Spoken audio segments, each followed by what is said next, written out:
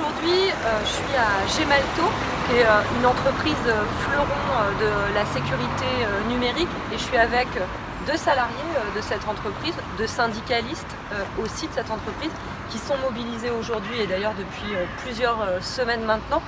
Donc je vais leur laisser dire pourquoi ils sont mobilisés. Stéphanie. Alors, oui, donc moi je suis en fait mandatée par la CGT pour faire partie du plan de négociation, des négociations. Aujourd'hui on est mobilisé parce que Gemalto c'est une boîte qui fait beaucoup de bénéfices, 300 millions d'euros de bénéfices opérationnels, c'est-à-dire avant les petites magouilles comptables. 300 millions d'euros de bénéfices, elle trouve que c'est pas assez et donc elle est engagée dans un plan de suppression d'emplois en France de 300 à peu près 288 emplois. Cette année, l'année dernière c'était 170 avec une filiale. Donc en gros c'est plus de 400 emplois en France, c'est-à-dire à peu près 15% des effectifs sur les cadres. En fait ils licencient alors qu'ils font des bénéfices. Exactement. Et ça c'est légal. Et ça c'est légal, donc c'est déjà scandaleux, c'est d'autant plus scandaleux que ce soit légal, mais c'est autorisé et donc ils sont partis dans ce grand plan de dégraissage, comme ils appellent ça, dans les couloirs là-haut.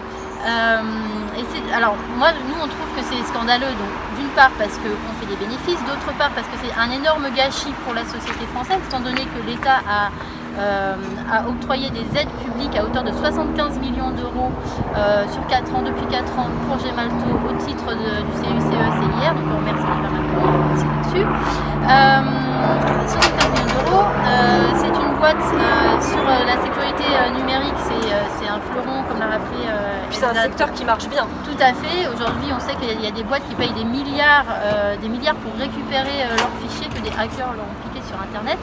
Et donc c'est effectivement un secteur très porteur. Il y a d'ailleurs il y a toute une partie qui va être délocalisée. Donc c'est pas parce que ça marche pas, il n'y a pas d'avenir, c'est juste parce que ils veulent se faire le plus de marge. Exactement, les actionnaires c'est 46 millions de dividendes et donc en hausse de 6% par rapport à l'année dernière. Et peut-être vous pouvez nous dire un mot, parce que ça c'est ce qui fait aussi qu'on est face à un scandale, c'est que l'entreprise va être rachetée. Et elle va être rachetée par Thales, dont l'État est un actionnaire de référence. Mais normalement, une société, elle rachète, et puis parfois, elle ne garde pas tout le monde. Mais là, on licencie d'abord, et ensuite Thales rachète, c'est ça? Oui, en fait, c'est le point qui nous choque aussi.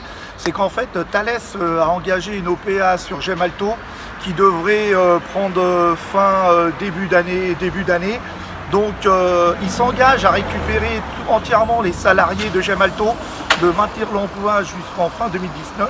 Et par contre, il laisse Gemalto supprimer ces fameux 260 emplois. Donc on ne comprend pas bien la chose et on ne comprend pas bien non plus la position de l'État dans cette affaire. Voilà, donc nous on va continuer, en tout cas moi aussi en tant qu'élu, à interpeller le gouvernement.